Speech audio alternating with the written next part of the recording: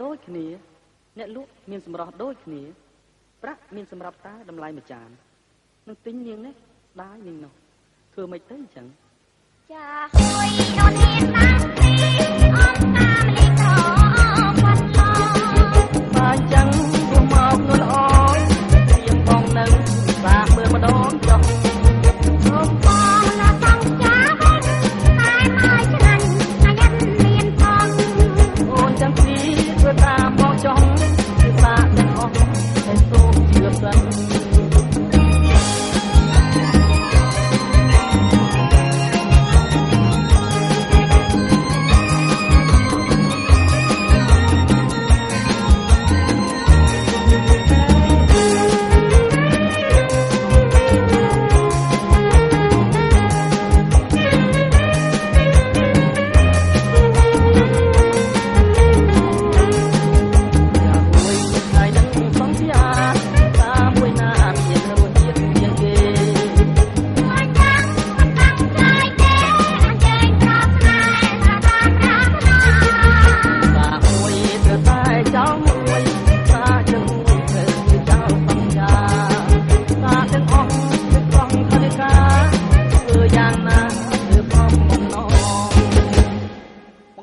ដូចគ្នា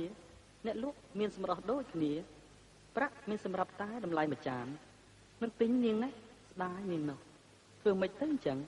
ចាហួយអូនហ៊ានតាំងពី